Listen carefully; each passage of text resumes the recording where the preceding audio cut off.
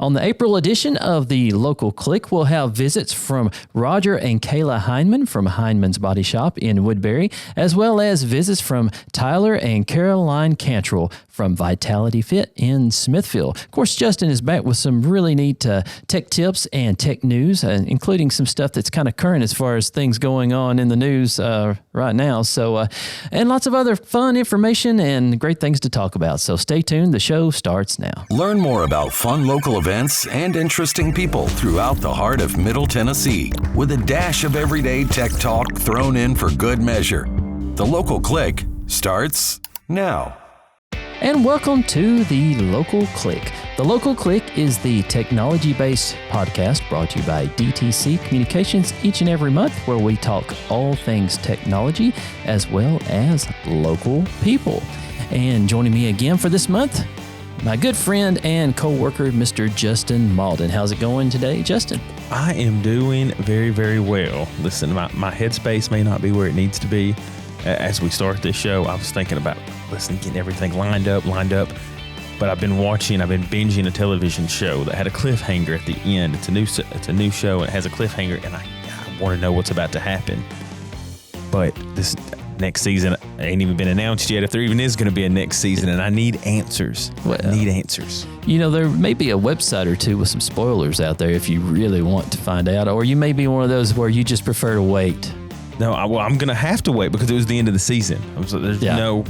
So hopefully they renew it. I did get online and check some things for some theories and what people think may be happening. But listen, these show writers know what to do to get you hooked and to bring you in. It must be working. Well, and I hope we can do that to our listeners here. I hope that we can hook them and we can get them to stay tuned throughout this entire episode and come back each month. Well, that's the goal for sure. And we do appreciate everybody that always listens in and watches each and every month, and we have a good following, and it's kind of like a little community here, so we really appreciate everyone doing their part to be part of the program. And this is April, and so when we think April, what do we think about? Well, one of the days, we're going to talk about a few days in April. I'm going to run some stuff by you, and I'm going to get your opinion on a few things or your thoughts on them. Okay, you ready? Let's start with April Fool's Day, April 1st. Are you one to participate? Shenanigans? Do you know me? Yes, that's why I say that. That's an easy one. That's an easy one. Of course. I know I come off as so very serious all the time, and I don't joke. Everything is 100% taken seriously. All the time, yeah. All the time. There are no shenanigans. And you never pull someone's leg or stress the truth or anything about that. No. I would never do any of those kinds of things. So what about April 20th? This year will be Easter.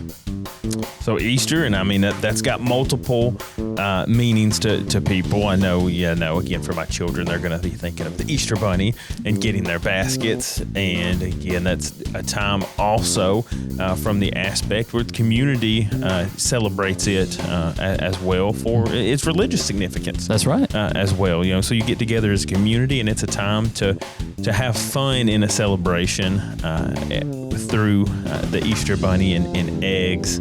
And, we've already been announcing at church our annual egg hunt that we have locally and getting ready for it. And our kids are going to have way too much candy because too much. When you ask, you receive. And the parents generally are overwhelmed by the amount of candy that their kids get. But it's also a good time, kind of like Halloween and these other times. Hey, you get the parent tax, so you can take some of that. Yeah, and this might be a day that will help celebrate by eating some of that candy and that sort of thing. And that's going to be on April the 29th this year, and that's International Dance Day. You think maybe there you go. Oh, wow. You saw it here first. I saw it here first. Listen, I don't have very, very, very many moves. I can throw the dice. I can do the sprinkler. If you wanted me to do the lawnmower, I could probably pull it out too. I think we're good. We'll move on to the next one. You guys can send me any kind of congratulatory messages for stopping this when I did at your convenience. But I got one more for you, okay? And it's really not related to any of those, so unless there's a dance called the Tree. But this is called Arbor Day, of course. And Arbor Day is always the last Friday in April, which will be on April the 25th this year. So are you ever do anything for Arbor Day? Or have you ever done it in the past, like where they offer different, you plant a tree and sometimes they'll even give them to you free and that sort of thing. You ever celebrated that? I cannot say that I have ever personally celebrated Arbor Day. I have planted a few trees, but not specifically for Arbor Day. Okay. Well, now you've got a goal for the month. Before the month, we'll check back next month and see how that went. We can definitely do it. I will say this on the property that I have. I think my wife would like us to have less trees and not more trees. So I don't know how well this will go over. Maybe may have picked the wrong person to suggest that to. Is that what you're saying? Yeah, maybe. Well, you can work on it's. It's early in the month. You can still work on it a little bit. Well, we will try and see. I will report back next month to tell you how that goes. Okay, you can give me the full report and see how it went. So, but it's going to be a great show. On this month's episode, we're going to have a great one. Actually, we'll be speaking with Tyler and Caroline Cantrell with Vitality Fit in Smithville. But first, we're going to speak with Kayla and Roger Hindman with Hindman's Body Shop in Woodbury. How are you doing today? Doing great. Thanks so much for making that long trip over to the studio, right? Hey, good to be here. Yeah. It's always good to support our local people, and you guys, you're staples of the community. You've been here a long time, and we'll kind of talk about that here in just a minute. But before we get started into some of the business aspect, let's get to know both of you just a little bit more, like, how you got started, how long you've been in the area, and that sort of thing. Started out, like I said, when I was about 9 years old at Jerry Pelham's Auto Salvage, my first cousin. Then 10 years old, went to Homer Smithson's 53 Body Shop, right? The old shop sits right below where our shop is now. Oh, okay. So I was there for several years, then went back and worked for Jerry through high school, 72, and then got married in 75 and went back to Homer's and worked for him. And then in 76, Homer's old shop burned down. And my brother and I, Jerry Pelham, gracious enough to let us work in his building, an old building there for a couple of years, just swap out, straighten parts, and pay a little rent, and help Jerry out, helped us out a great deal. Yeah. And then Jack and I built a building up off Iconium Road, 281 there, when you cut off 53. And we were there 20 years till 1996, and Jack passed away, had a massive heart attack, and then after that, in a few months, we relocated. Harold and Miss Hazel Vinson were kind enough to let us have a parcel of land there and sell it to us, and we built a new shop there, and we've been there almost right at 28 years. Wow. Does it seem like that long? It really doesn't. The 20 years seem to pass slow because I was younger, and the older you get, the 28 passed real fast. Yeah. Sure did. Yeah. You're so busy most of the time, you don't even have time to blink, much less I stay busy. Look back on the past sometimes. 5 days a week. I open the gate at 6:30.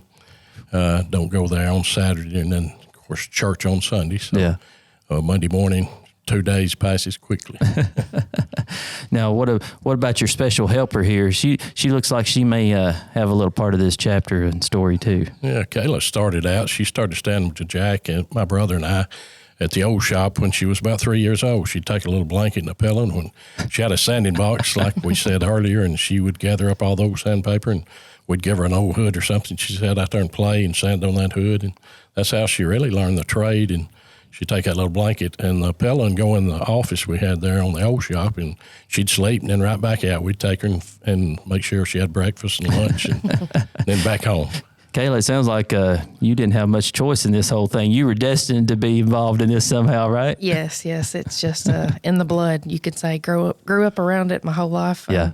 It's truly been a blessing, though. Not many people get to grow up and work with their parents. That's right. Grow up in the family business, and learned a lot of not only, I guess you can say, business values, but family values, how you treat the community. You get to know the community, treat people. That's true. And county's really been good to us too. Yeah. And outside counties, we've really been blessed with our business. Yeah. It's it's a close-knit county. I know is. a lot of times they say it's a close-knit community. They talk about the smaller towns and cities, but honestly, the whole county's kind of close-knit. Oh, they are. Talk about the different types of repairs that you normally see in the shop. I know that's kind of an open-ended question because I'm sure it varies quite a bit depending on the job, but kind of talk about some of those types of repairs. We do mainly paint and body repair. That's our main line of business. Insurance work is pretty much the main line. We still do a lot of customer pay. Paint jobs have they've increased in price so much, and also you're so busy with insurance work, it's hard to squeeze in the paint jobs like it used to be. But we still from time to time do those. But mainly, like I said, the insurance work is the main thing. That's like you would say your bread and butter of the business pretty much. And we're very fortunate, like Dad said, to have a lot of Cannon County people. We have surrounding counties, word of mouth, people just hear about us, and we're very blessed and fortunate to have people that come from all surrounding counties and support our business, you know. And you have to look at it too. When we started, I started when in the trade with Homer Smithson. He started out with a steel rasp, lead bars, and they used to lead. And what would take a dent that you'd figure 3 hours now would take him 7 hours to fix because he had to do all the metal work on that. And then also settling welders, he had those at that time. You didn't have a MIG welder. You didn't have the aluminum welders or the glue stations like we do now. And it's entirely changed. Yeah, it's changed it's almost like starting over sometimes, isn't it, for certain aspects of it? And when my brother and I started, that's what you made your living on. You didn't have the insurance jobs. You had GMAC and you had Ford Motor Credit. And when you'd repair the cars, you'd have to drive them to Nashville to get them to inspect them. Oh, really? Yes, and they'd have the adjusters that came out like we was fortunate a few years later to have. Yeah. And now everything Kayla does is email. Even the estimates, his own computer, and we used to have to go through a Mitchell manual. An estimate now she does in probably 10 minutes would take us 45. So everything's in a hurry-up process. Wow. It's all changed so much. Yes, all changed. It's all digital in some way. Yes. Talk us through some of the typical steps or the process of a typical accident repair. Let's say that I had an unfortunate incident and I needed some repair done. What does a customer typically do to get that process started, to get to work with you? They typically will go to their insurance company, turn in a claim, or vice versa if they've been hit. The claim's been turned in. From there, we kind of can handle the process. Customers hands-free from there pretty much. It's not like it used to be. Once the insurance reaches out to us, then we get approval on repairing the vehicle, and then you go through your parts order and, you know, scheduling the vehicle, getting everything there. We actually even handle the rental process, getting a rental vehicle brought to the shop, and real convenient. And then when they're done, drop it back off. So it's kind of a one-stop shop process now. It's you don't have to run around and get 2 or 3 different estimates. There's DRP shops and direct repair programs and things that have really come a long ways in the industry. I feel like as far as the customer goes, we try to make the easiest transition and it's smooth for them to where they just come in, get their estimate, and then we handle it from there. Pretty smooth transition. You don't have many issues. You know, I deal with the insurance companies, and of course there you have some issues, but you know what job you don't have issues at with certain things. But the customer usually does not have to get involved in all that. So we handle that. I think that's so important because A, a lot of times as a customer, we don't know what we need, right? Yes, exactly. And B, it's like you have somebody, I won't say fighting for you, but you have somebody kind of working on your behalf that's very knowledgeable in the situation and kind of ask the right questions. And if there's something that's not exactly right, you know, you guys can say, hey, we need to do it this way, or this needs to be done, or that sort of thing. That's important, I think. Yes. Insurance companies used to do the legwork. Now the customer in the body shop, the auto repair shop, does they put the more legwork on you. They now. do all the calls, the photos. We went from buying paint down at the old Standard Auto Parts here in Woodbury, my brother and I did, to now Kayla has a complete mixing system.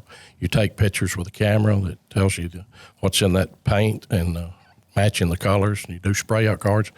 We never had that luxury when we were first starting. That has really changed a lot. Yes. What would you say set you guys apart maybe from some others that are in this industry? Not talking anybody down, but what kind I of sets you think so apart? many shops, and we've been offered, the corporations have tried to buy our shop, and we're not really interested in selling our shop as long as Kayla wants to be there and to operate the business. And then that's what I say. It's not about money. It's about people. Yeah.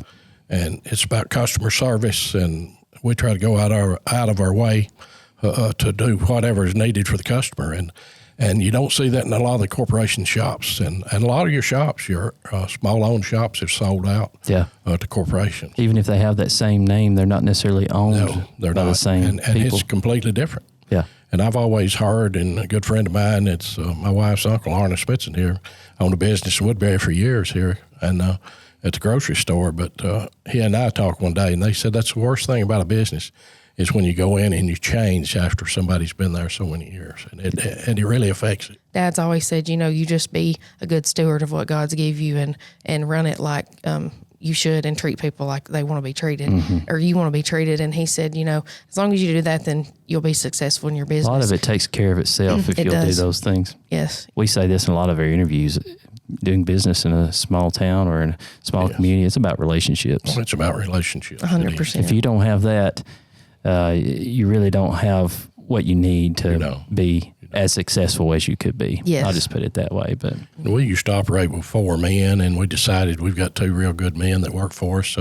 Brian Walmack, which Brian's here from Woodbury, his family, and Todd Bell from Manchester, and he ran a shop of his own for several years, and they've just been a blessing to us. And I saw a lifetime warranty on the repairs and that sort of thing, and a lot of times you don't think about needing that, and hopefully you won't, but it's nice to know that you guys are there to back up your work and that sort of thing. Yes. So is that like a confidence builder for customers? Or? Well, it is, and it's like I had a customer that came to the old shop years before Jack passed away, and we had painted on one side of his vehicle. Of course, over the years, when you don't keep them inside or you don't wax them, they'll fade out some, and he had an accident with that same vehicle and brought it to me. He kept it there for years and kept it in good shape. So while he was there, I said, I tell you what I'm going to do. I'm going to go ahead and paint this other side, this quarter panel, while I'm painting your damaged area. And he said, well, you don't have to do that. It's been so many years. I said, yeah, but I want to do it for you, Wow. So like I said, you got to give, like I said, more than you receive sometimes. Talk about something that I hear a lot about, even you see it advertised in the Yellow Pages and other places, and that's paintless dent repair. I know PDR, in short, you hear that mentioned a lot. Talk about that process, and is that a good thing in most cases when you can do that? It is, if you know what you're doing. Gotcha. I have had some cars in for repairs, and earlier years they've had them PDR'd, and if you don't know what you're doing, you'll do more damage. You'll make what they call crow's foot in the paint. It'll crack it from the bottom up. Yeah. But you sort of, it's just, we've got 2 men, Todd that works for me, he does PDR, and also another gentleman out of Murfreesboro that did it professionally for Nissan. They trained him, and then he does it on his own now.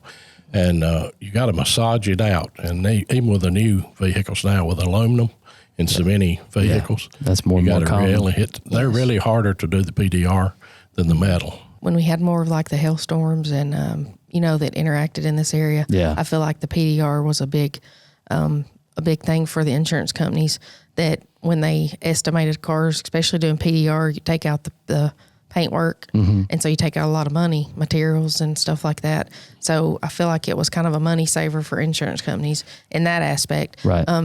In an aspect of like a self-pay, or if there's a dent, door ding or something like that, and it can be got out, we would much rather it be PDR'd and you not have to paint that panel, and it saved the customer a lot of money. Right. So depending on the situation, it can be, like Dad said, it can be a very, very good thing. It's just you want to make sure you have the right person doing it. It's got to be done correctly. Yes, I think that's what I'm picking up. Yeah. Yes. You're talking about paint matching and other things that have changed so much. But what's some other ways that you've seen kind of technology change the business? It's all to better the business. Like you said, everything that they come out with in the technology world. Yeah, the internet has come into play a lot with DTC as far as the fiber, and that's come a long way since we started. I do have the capability of having the mobile estimating on a surface I have, if I'm able to do that. Like Dad said, I've got the program on my phone to be able to insert pictures and have information there. It's just, like I said, but without internet and capability of how far we've come, communicating with the insurance companies. Everything now is over the computer. And it's changed so much. My wife, if I don't mention her, I'll be in trouble. Yeah, don't do that. She helped me for several years till Kayla graduated.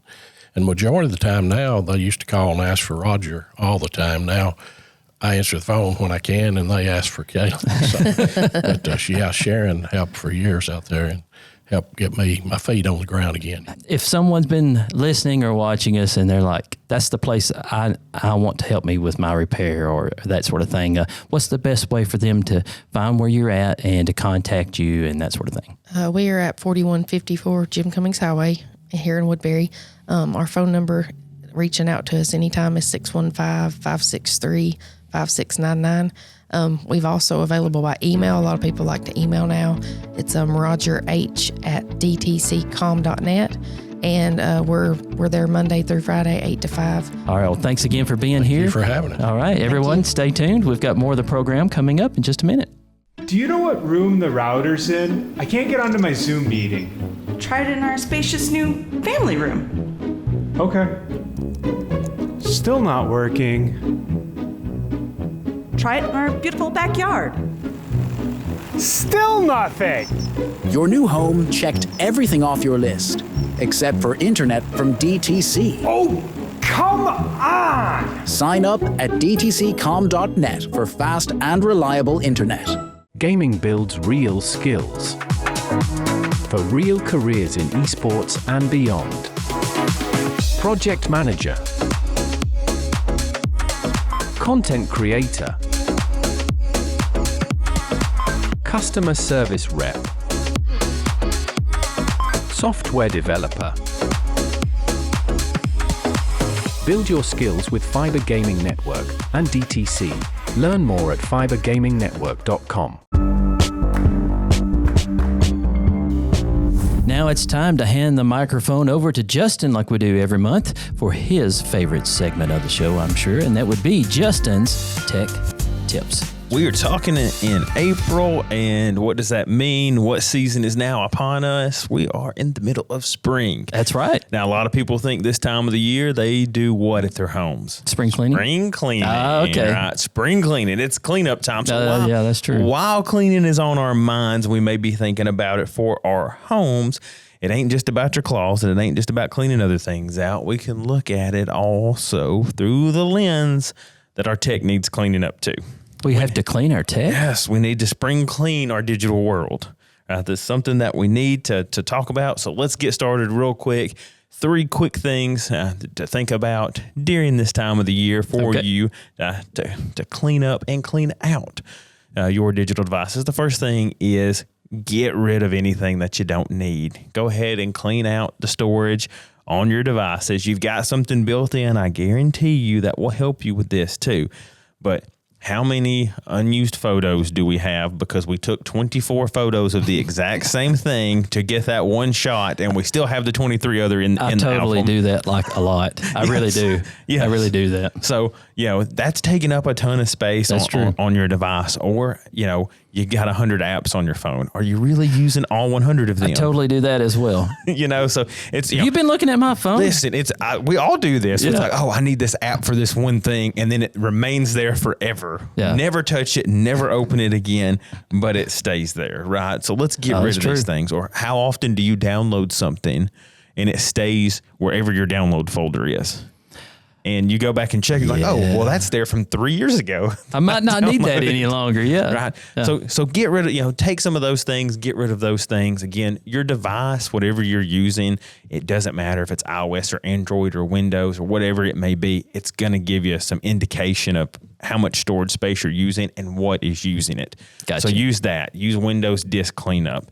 It'll help you get rid of some of those things. Next thing that you can do is, while you're cleaning up and getting rid of all these things, go ahead and organize your files, organize your folders as well, right? So trash those old files, get rid of it, make sure you empty your recycle bin or your trash bin, and sort what is needed. So now we're getting to what we have left sorted appropriately. So basically organize things a little bit. Organize it where you want it. Yeah.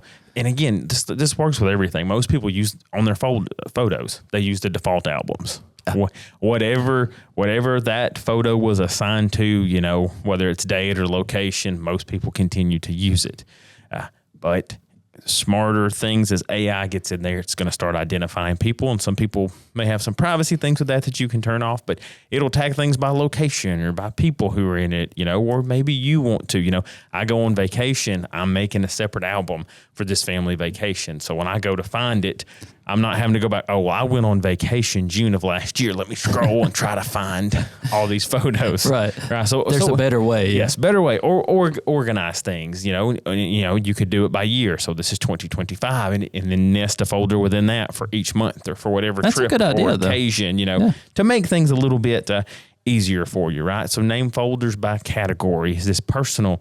Is this something that I did for work? Is this something that I did for church? You know, whatever it may be. And one thing that's different that most people probably don't do, consider changing your wallpaper on your device. How often do we actually do that? Not very often. Refresh it. Come up with something a little bit different for it. Maybe it'll help inspire you or to, you know, help you stay calm, you know, whatever it may be. And then the third thing is, and this is one that we generally lack in doing as well, physically dust and clean whatever device you're using. If you haven't moved that desktop computer, because this happened to me recently, I moved it and I'm like, what is all that dust? Well, it was where the device was bringing in air for airflow. Yeah. And it's pulling the air in. Well, it's pulling the dust with it. Well, guess what? I hadn't cleaned it. I hadn't wiped it. So I'm restricting airflow to the device, which is going to cause heat issues, which is going to cause performance issues down the road. So be careful when you're cleaning devices. Use appropriate wipes. You know, you're dealing with sensitive electronics. Use electronic wipes. Use compressed air, and again, be careful using compressed air because you don't want to just hold it down for 30 seconds. You want to follow the instructions and make sure that you're doing it in spurts and those kind of things because you want to avoid any potential liquid near those electronic components and damage. Right. But it's going to make such a difference in the long-term use of your device. Well, it's a great time of year to do that, too. It's almost like if you just kind of do that every year at that time of the year, you don't have to worry about it. Yeah, so. Spring clean, start the season fresh. This year we're going into spring and use it like you said. This can be your regular time to do it. Maybe you're not having to do it every day or every week or every month, but set aside a little bit of time. It's not bad while things are on our mind, cleaning up other things to go ahead and clean up these devices. And we're very lucky for this segment of the Local Click to have Tyler and Caroline Cantrell with Vitality Fit in Smithville. Hello, how are you guys doing today? We're doing well. Thanks for having us. Tell me a little bit more about yourself, you know, each of you and your history and your ties to DeKalb County and that sort of thing. Tyler, do you want to kick us off? Absolutely. So grew up in the Keltonburg area. My family ties back to the Judkins and the Cantrells from Belk and stuff like that. So we've been here for quite a while. Long time. Grew up here my entire life, 35 years, and, you know, played all the sports, done all the things, went to all the schools, and I've loved it ever since, never wanted to leave. So, what about you, Caroline? What's your story? What's your history here? My history, I'm like my husband, I call DeKalb County home, but my story is a little bit different. I consider myself more of a hybrid, and I lived in Warren County from, my whole childhood, but I went to school in DeKalb County because my mother taught at the elementary school. So she always took me with her to school. So I went from preschool to graduating high school out in the DeKalb County school system, but my actual home was Warren County. So I'm a little bit of a hybrid, but I do consider DeKalb County home. Let's talk a little about the business, kind of introduce everyone that may not know about it. Now, the name of it is Vitality Fit, and talk about what it is and the type of training and services that you offer. We started 10 years ago. In October, we'll be established for 10 years. So that's a good thing starting off right there. Absolutely. We did start off as a CrossFit gym, and our focus was mainly the high intensity interval training type stuff. But as we have matured, more so in the recent years, probably the last 4 or 5 years, we've switched our training to be more functional bodybuilding. Our goal is not to breed fire breathers like CrossFit, kind of coins their whole methodology on. We just want people to have longevity, have healthier lives as long as possible. So all of our services are coach-led. We are there guiding people each and every day in personal training, group training, skill sessions, and then even nutrition. That's great. And, nutrition is such a big part of it, too, because a lot of people don't realize that's what ties it all together, right? So I'm our gym's in-house nutrition coach. Oh, okay. And that's my specialty area. So my approach with my clients as far as nutrition goes is really through a lens of inclusion, because I feel like in today's world, we're constantly fed, don't eat this, stay away from this. You're digging an early grave if you choose to eat this way. And it's almost like a guilt or rules-based mentality, yes, isn't and it? we all think that we want rules. And over time, my clients find that it's really not rules that you want. It's really a structure that you want. So I like to coach my clients with structure, but we're more focused on the inclusive aspect of nutrition. So instead of, stay away from this, don't eat this, it's more of, what am I not getting enough of, and how can I prioritize that? You kind of accidentally push out some of the old with the new when you do it, right? Okay. Yes. And it's so funny how that happens. Yeah. When you tend to focus more on getting enough water, getting enough protein, getting enough fiber, and overall like getting enough calories that are of the right quality. Right.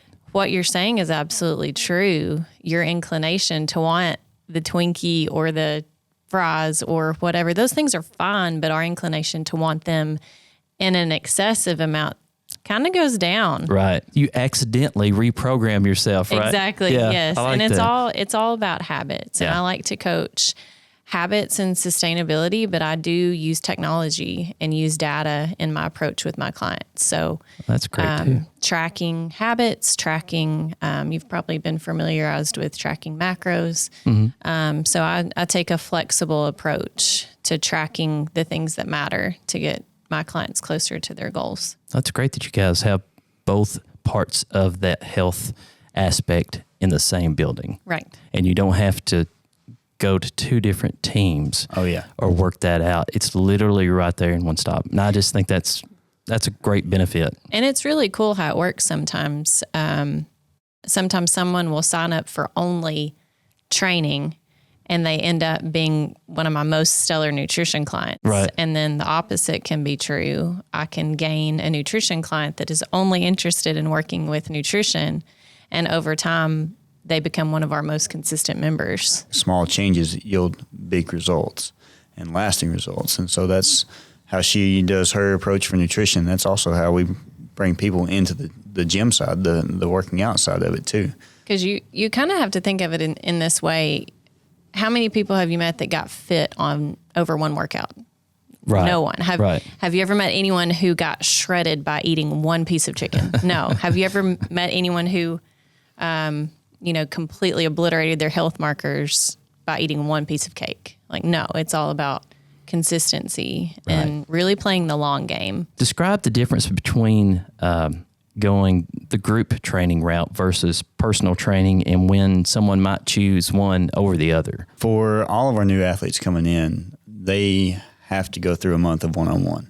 So 1 month of personal training. And what that does is that allows us as coaches to see where somebody's coming in at on a fitness level. So whether they're able to squat a certain weight or they have a limitation, they're going to get 1 month of one-on-one coaching. So from there, then they go to the group. When they get to the group class, they have 6 to 7 people in there with them going through a similar workout. And that kind of knocks the edge off of having to force yourself to go to the gym alone. You have accountability buddies, I think is what some people call them. But from there, relationships are formed. And from our group classes, you have people from 1 month in to 3 years in to even some 10 years in, they are all stair-stepping together. They might be on different levels, but they're all progressing together, and they're lifting each other up, going through similar workouts. Just the community aspect of people wanting to work out with other people, to see each other succeed. And then on the personal training side, it's just that. It is a personal regimen geared toward your goals. So, like hyper-focused just on so your we have a couple of needs. athletes that one, he is wanting to do competitions, so like workout competitions. So we're out workouts specifically for that. We have another one, she's wanting to hit a certain skill level, so her workouts are geared toward that. And then we have some that they just feel more comfortable in that intimate setting. They're able to get their workout in. They're not on someone else's time clock. They're able to schedule the workouts that fit their time each week, and it benefits them. And there's nothing wrong with that. I mean, we want people to benefit any way they can. I think there's such a great value to having someone that has done this for as long as you have, to try to help someone who's new to it on how to decide that, or what route to go. And something, I mean, because when you start something fresh or new, you're kind of intimidated sometimes, and you kind of get lost and you don't know what to do and that sort of thing. I think that in that first month of one-on-one training that a new member gets, I think that there's a lot of, in your word, value in that person developing rapport with their coach and developing trust to buy into the process, because we're never going to recommend something for you or anyone that doesn't ultimately benefit them. And sometimes it involves unlearning some things too along the way. One of my favorite myths to debunk is that we're still the CrossFit gym, and we're not. We're keeping in mind the central goal of allowing our members to feel better, get stronger, look better, and have fun. Making that very first step, right? That's the big key. So help us out here. If you got someone and they want to make that first step, do you have any advice to kind of get them over that hump just to get started? Yes. Before you even start a workout, you come in and we have a conversation. It takes usually 30 minutes, sometimes longer, sometimes, shorter. What are you looking for? And that's what we always start with. And then it goes to why. And that's an important one. It is an important one. It gets deep sometimes. It does, it gets very because, that's what's going to keep you coming. And from there, we can build the best program that fits your why. Because we all want a certain physique. We all want a certain health marker. We all want to get these different metrics. But if we don't have a solid why behind it, it's just going to fall off. And so that's what has really been a big impact for us in keeping and retaining members, is finding out what the why is, having a conversation, and that's what gets people started. That's what separates you trying to do something on your own, maybe at home, and you just don't know where to start, don't know where to focus on, and then having the ability to leverage all of that knowledge that you both have. Other clients have said, I just come here because I don't have to think. I just do this because this is what you're telling me to do. I trust that you have my best interest in mind, and I don't have to think or wonder what I'm going to do today. Like, you already have it mapped out. And then they can focus only on their part. Exactly. Yeah. Just showing up. I think that a pretty vast amount of our members, they've done the traditional gym thing before. And there's nothing wrong with that if you can go into that setting taking it seriously, if you will. But I can say from personal experience here, I have had gym memberships before, and I go in, I spend 20 minutes on the elliptical reading a magazine, and I'm like, I did it. Bye. See you later. Did I really make it count? Not really. Right. And that's not everyone. But if that is a certain someone, they can know by stepping into our facility, you have a program written for you. You have a coach that cares, that's going to not watch you like a babysitter, but observe you and help you move in the most sound way as possible to, again, get you the results that you want. You have your own team, right, in a way. It's like a team mentality. We do have a team, yes.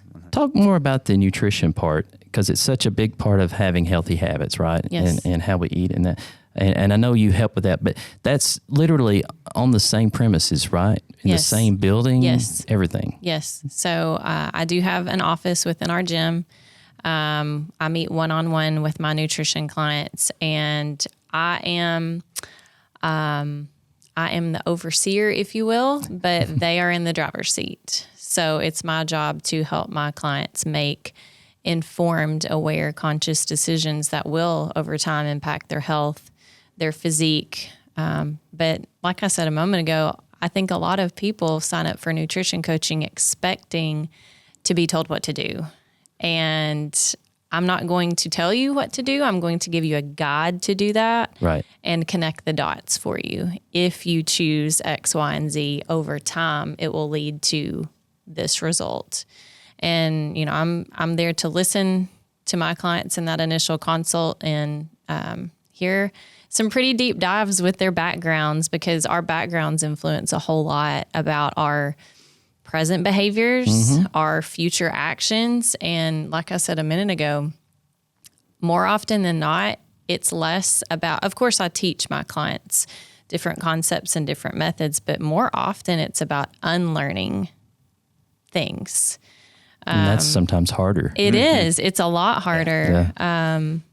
Because, you know, the hard truth of it is they wouldn't be there sitting in my office if what they had done before had worked, because everything's going to work until it doesn't. And I like that. Yeah, it all works until it doesn't. It all works until it doesn't. Yeah. And that goes for any diet with a name. It's going to work until it doesn't, because then, you know, you have the choice to make. Do I follow this diet or do I enjoy life? And my goal is to allow you to enjoy both. I like that. You know, if I had any one piece of advice for anyone out there, whether you want to lose weight or get stronger, you need to track what you eat for at least 2 weeks and do it without shame. Do it without trying to with behave. Honesty. Do it with honesty, and Yeah. you'd be so surprised. And you can have ice cream every night if you moderate it and measure it and are just honest with yourself, if you're also following good fundamental habits as really the priority points.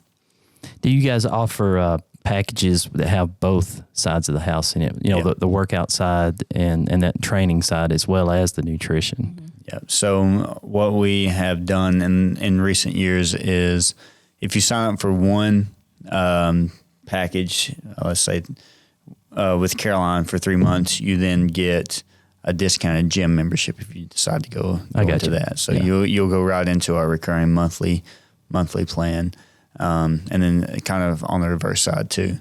We want to see people succeed, so we're trying to help in any way that we can in that facet. So. Do you have any success stories, maybe client success stories, that you could kind of describe to us without mentioning names or anything like that, but something that kind of comes to mind that you're kind of proud of, or just where you've really helped someone? We have a member, she has been with us, I think, going on 4 years. And when she started, her goal was to get off of her medication. And we do a 3-month commitment. Within that 3 months, she was able to come off her meds. And, you know, she has said multiple times, she's like, I come here because I don't ever want to be on medication again. And, you know, here recently, one of our guys, he actually was in a pretty gruesome accident at his job and broke his back. And he has been with us for about 8 months now. And he's back to like moving his body better than he had. Like he's back to weights that he was lifting. He's back to moving more consistently, and like he is on his journey to get back to his job, which was a bullfighter. So like he, I know it's kind of crazy. Wow. But you know, you hear stories like that, and we have multiple families that come in there and they do it so that they can live longer lives together, to show their kids how, you know, mom and dad, we do this so we can be with you guys on the ball field. We can play with you guys here. And there's so many stories like that, and each person in our gym has a story. And that's something too that's cool, is they share it with us. Yep. I mean, we do own the gym, but the relationships that we have, these people want to share their wins with us. You really grow close to people. Man. When you go through those parts of their lives, those trials and tribulations, and you come out on the other side, you can't help but get a vested interest in them personally too. Yeah, absolutely. So, and I mean, I think that's what has been a big part of the longevity of the business is we don't focus just on the working out side. We focus on the human side of it too. So it's really cool to see both success and then also get to be there when people need just a crying shoulder sometimes. You know, the relationships we build is pretty incredible for sure. That's awesome. And that's a conversation that I think we all have pretty regularly with our members, is that it is so much less about the results. Results are cool, but when you focus more on the process, and yeah, your body evolves over time, but really the mental side of it, the character side of it, like what kind of identity shift you is can become happening. a different person You can. after this for a while. Yeah, you can. Yeah, and it comes with the belief of that when you sign up for coaching or a membership or whatever. It's no longer, I can't do that. It's, this is who I am. And I am an athlete. I think that's something that's like a confidence builder to you sometimes. Yeah. It took me a long time to call myself an athlete, because an athlete is a football player, a soccer player, basketball player. And it's like, no, if you show up and you train your body in a way, I mean, you're an athlete. Yeah. And we're going to treat you like one. And I like that. It's really cool.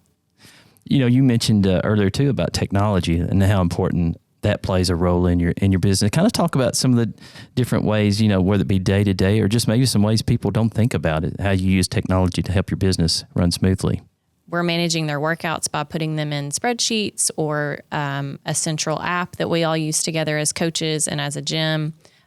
For my nutrition clients, I use a particular platform to help them track their nutrition. Technology is huge for my work with my nutrition clients, because if we're not tracking, specific, calories or protein or anything like that, we're tracking habits. And my one-on-one nutrition clients, they also check in with me on a weekly or biweekly basis. So we have a very heavy handle on the accountability part. And I guess that's data that's synced in over the cloud, where you guys can kind of track, kind of become accountability partners, so to speak, or if you have questions. And yes, we have shared accountability together. So what they measure, I also see. And it's just a really neat way to use technology to create change. And I think that's been a big difference maker too. We switched to a platform, I guess, when we switched over from CrossFit to our functional bodybuilding, to where now it tracks our athletes, how many times they show up to class, how many check-ins they have, if they miss a time, and then it goes all the way from that to posting workouts or that's where we post our workouts, to payment methods. I mean, before that we were taking cash and check and having to do it all by hand, and this has made a world of difference, being able to not have to worry about that. But like she said, we're on the computer more. I'm on it more than I would actually like to be, but it is a necessity, and it helps keep everybody on the same page, moving toward the same end goal. Over time, ensuring that they make progress, because what you don't measure, you can't manage. So if you're that's a good point. If you're not measuring your back squat weight, you're guessing. You're guessing. Yeah. Yes. So taking the guesswork out of it is huge for making the progress that you're envisioning. We've had a lot of our athletes say that that's been a big difference maker. Even the ones that were here before we used this platform, they're like, I take a picture of my workout and I can go back and reference what I did from week to week. And that's why I do that, to not have to guess if I did this for 5 reps or 8 reps. I know what I have because I can go back and look. So it makes them more efficient. Absolutely. Yes. Yeah. So if someone's ready, okay, we've pumped them up, right? Yeah, oh yeah. They're like, I'm making a change. Yep. This starts today. Yep. And they want to get in touch with you and they want to get started. What's the best way to learn more about, Vitality Fit or contact you or that sort of thing? So we are on Facebook and Instagram. We receive messages all the time if you want to reach out to us there. We also have a website, vitalityfittn.com, that people can go and fill out a lead questionnaire, or an email that they can reach out to is vitalityfit.mh@gmail. We do have a few clients that are remote. We do have a few remote clients. Online. Okay, yeah. We've done online programming. Yep. I'd say about 25% of my nutrition clients are actually remote. So Okay. we can do virtual. Well, that's convenient too. Absolutely. So we have a few that are nutrition, and I have a couple that I write workouts for that they do at home. But again, we have that metric of the technology that they log in, they put their results, and so basically what you're saying, Tyler, is there's no excuse. There's no Yes, excuse. no excuse. Just Well, get started, Yes, right? absolutely. We can find you anywhere, and you can find us anywhere. I love it. Well, you guys are doing, I mean, you made it a decade, so you've got to be doing something right. And we appreciate you guys being there in the community to help people take control of their health and we do what you appreciate do. you having us. Like, Yes. really, we do. Yep. This has been really cool. It's been fun. Well, come back and see us again sometime, and we'll talk more success stories. Yes. How's that sound? Yeah, that sounds good. All right. Everybody stay tuned. We've got more of the program coming up in just a minute. Great communities attract talented people to live, work, and raise their families. We're committed to delivering future-proof broadband so our friends, families, and neighbors can live rich lives in smart rural communities across America. Your community is our community. We're your rural broadband partners. You do great things. We make great things possible. Here's normal internet speed. Here's the gig difference. Average speed, gig. Not enough speed, gig speed. With gig internet from DTC, everything's different. Video streaming is a breeze. Music and photos fly.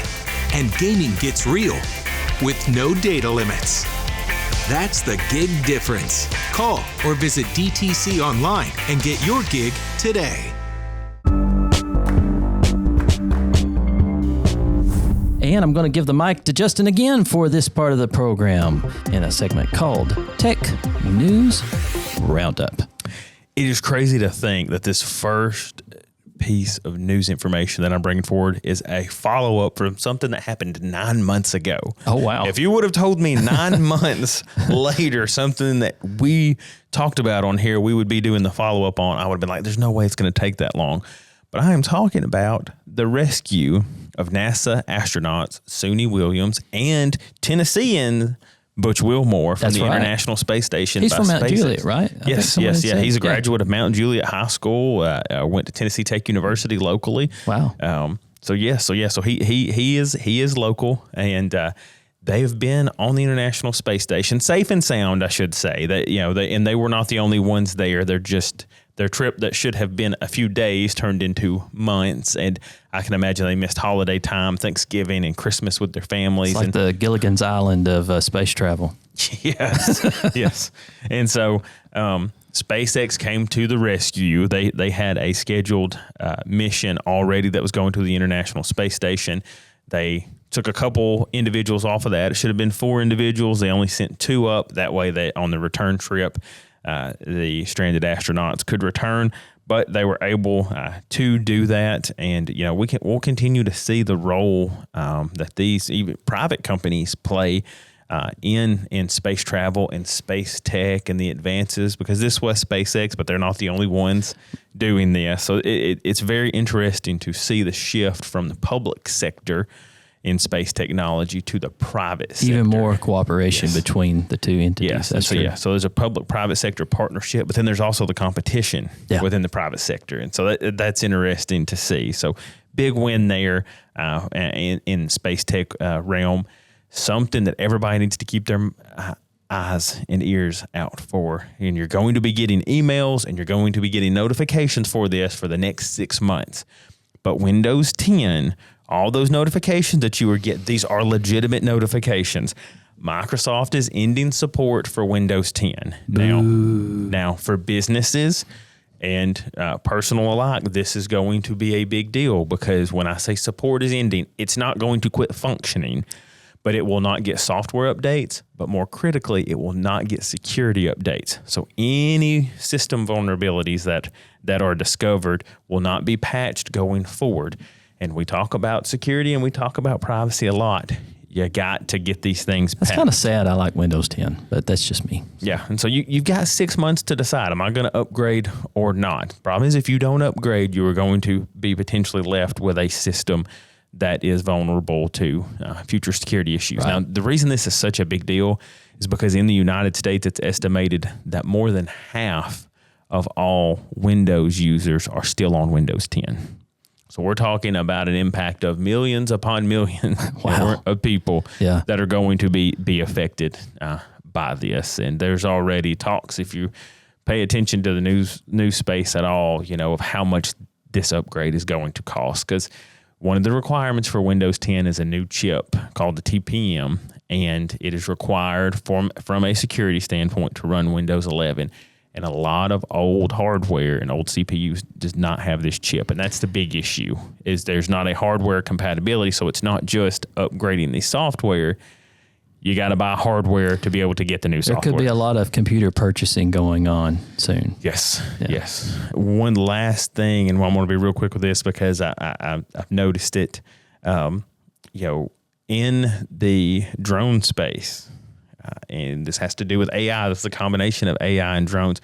Amazon had been piloting Prime Air drone deliveries for a little bit, and now they have actually gotten more approval from the FAA for what's called beyond visual line of sight authorization to be able to fly these unmanned drones to be able to do deliveries. And so they're doing them right now in Arizona. They started doing them in March, where they're testing out these drone deliveries, and their aim is it's going to go beyond Arizona, right? It's going to become larger, and it's going to become bigger. And the thing that's interesting, and what I want to see, is this going to be a fad? Is this something that's short-term newsworthy, or is it really the future? Right. But it's very probably determines on how well it works in Arizona. Yes, which is they're testing it in a small area right now, but it's again, this technology, AI, all incorporated for it to be able to fly autonomously and deliver the package where it needs to go, is interesting. It wouldn't be that many years ago where we would almost laugh at someone if they brought up this as an event that was going on currently, but now it's here. Well, can you imagine, we think of delivery time frames. If you've got something that you want, that maybe it's a small package that you need delivered of some sort, or, okay, I need this medicine, but I can't find it locally.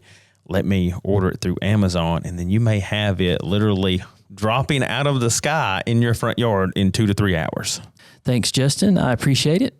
Now let's go to the part of the program we call What's Up DTC. For the month of April, you can find DTC at the Smithville Elementary Careers on Wheels event, which will take place on April the 25th. And stay tuned to DTC3 TV during the month of April as we take a little flashback look at some of the sporting events that we've aired previously. We've decided to kind of go into the archives a bit and play some of the previous games that we've done through DTC Sports.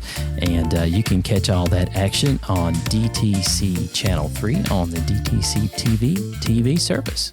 And I think that's going to be a wrap for the month of April. Justin, thanks again for joining us and for all you do for the program. And we really appreciate you being here with us. Listen, I'm glad to be here, excited that you're here for our guest, and just being able to see what DTC is doing, and to be able to highlight some of our wonderful members that we have here at DTC. That's right. We are very fortunate to be where we are and have the customer base that we do, and we're very fortunate also to have you watching and listening each and every month. So we appreciate you, and we say so long for the month of April, and we'll see you back soon for the May episode. Learn more about the show by visiting us online at thelocalclick.com. Also, be sure to subscribe to us on your favorite podcast or video platform so you won't miss our next episode of The Local Click. See you next month.